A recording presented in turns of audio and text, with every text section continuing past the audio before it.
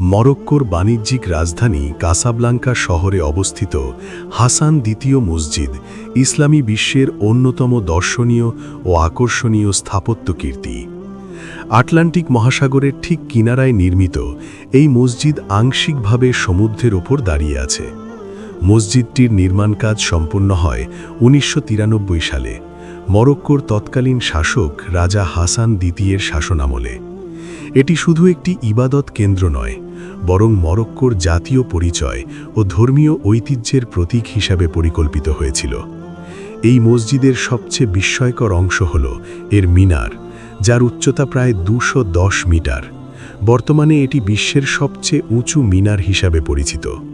দূর থেকে দৃশ্যমান এই মিনার রাতের বেলায় আলোয় আলোকিত হয়ে ওঠে এবং এর চূড়া থেকে একটি লেজার রশ্মি মক্কার দিকে নির্দেশ করে, যা নামাজের দিক নির্দেশনা ও ঐক্যের প্রতীক। প্রধান নামাজ হলে একসঙ্গে প্রায় ২৫,০০০ মুসল্লি নামাজ আদায় করতে পারেন এবং বাইরের প্রশস্ত আঙিনায় আরও হাজার হাজার মানুষ স্থান নিতে পারেন। আজ হাসান দ্বিতীয় মসজিদ শুধু একটি ইবাদতের স্থান নয়, এটি মরক্কোর ইতিহাস, শিল্প, বিশ্বাস ও আধুনিক প্রকৌশলের এক অনন্য মিলনস্থল।